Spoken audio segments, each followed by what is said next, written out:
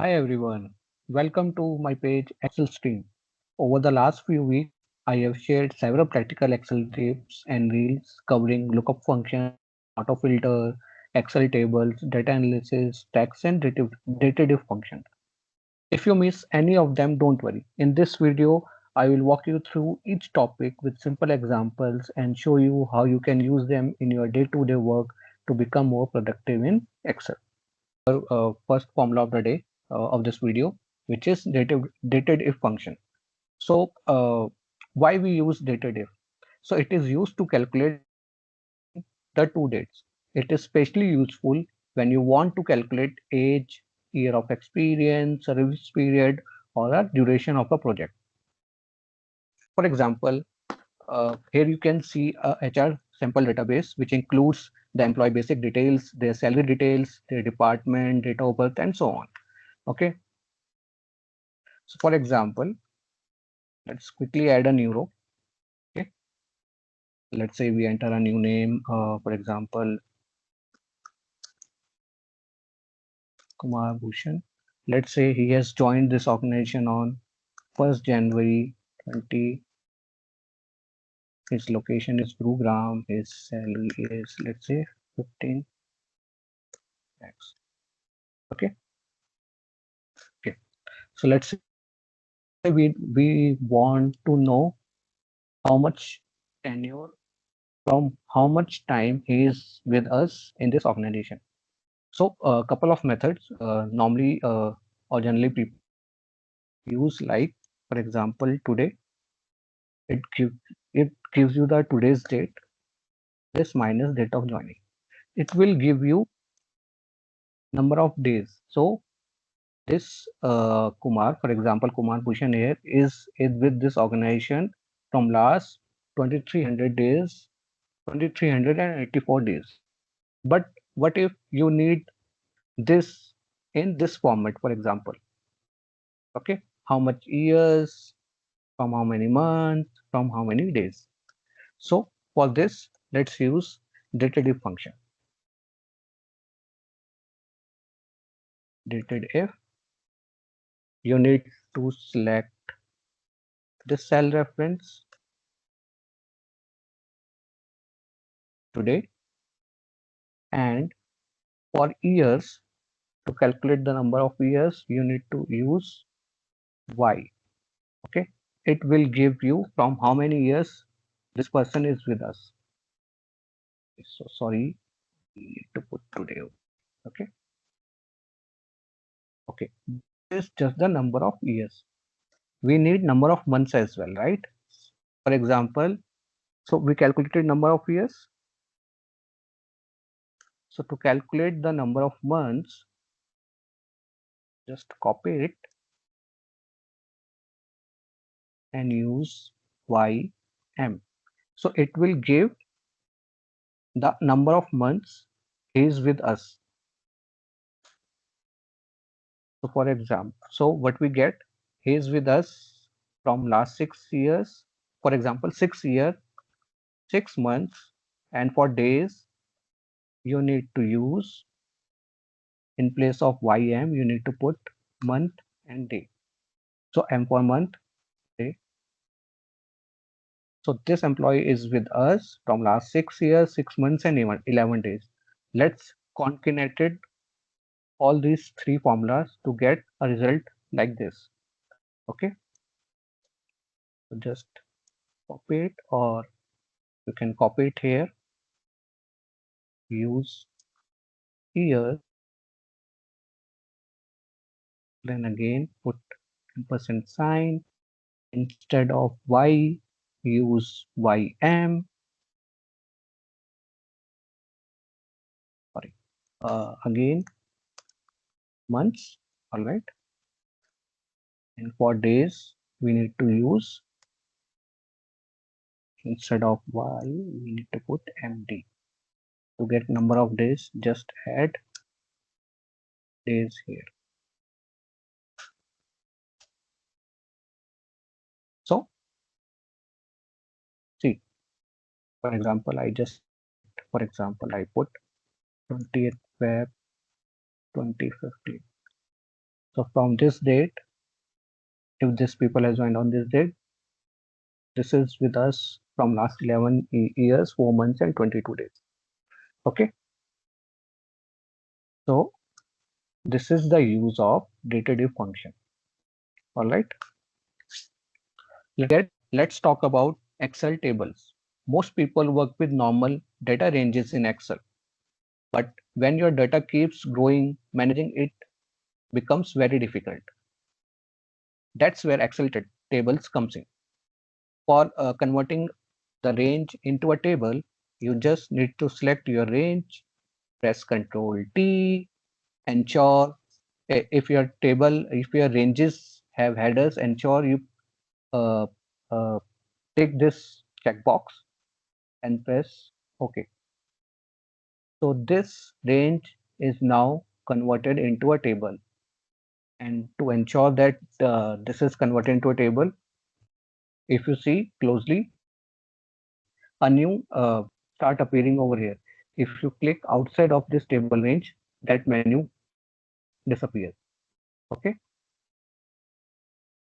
And to better manage it, you just give the name to this table, which is, let's say, HR data. Okay. All right. So what are the benefits? Why we convert this data range into a table? Before showing the benefits or advantages of using Excel tables, just let me revert it back to the normal range. You need to be anywhere in this table. To table design, use control, convert to range. It will back to range. So, for example, select this, insert a pivot table on this. We will use this over here. Okay, I just did this.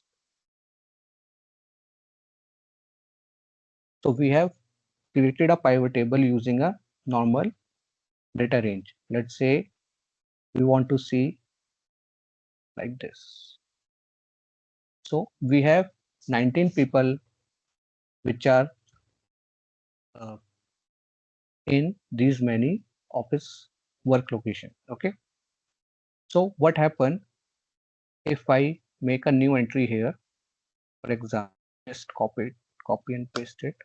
Yes, I have added this new row. But when you come here and refresh this, your pivot table has not catch that newly added row. Okay, this is the first disadvantage of working pivot tables on a normal range. Let me show you what if this data range was in Excel table. Just like this, use Control D. Okay,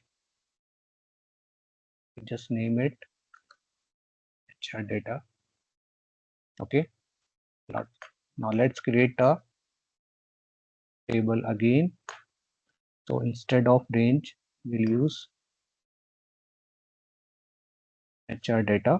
Okay, next we'll use this sheet. Okay, so earlier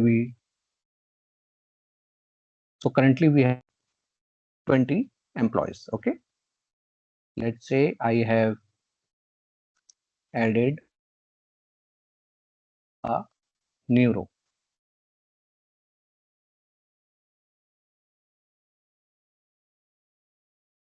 Sorry, say I have added a new row. Copy and paste it here. Okay, if you see, come here and do a refresh.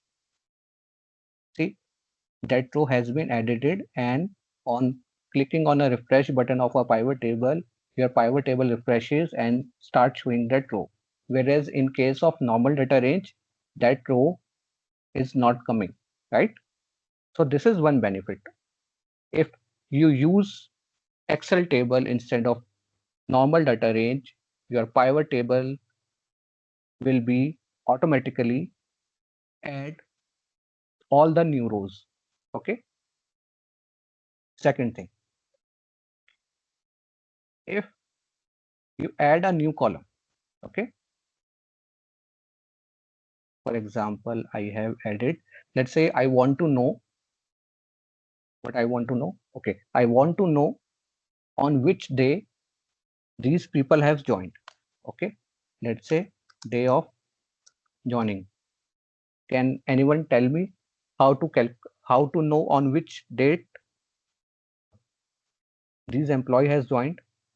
If, for example, uh, on Tuesday, on Monday, or Saturday, or Friday, on which day these people has joined, which formula should I use to get the day of the week?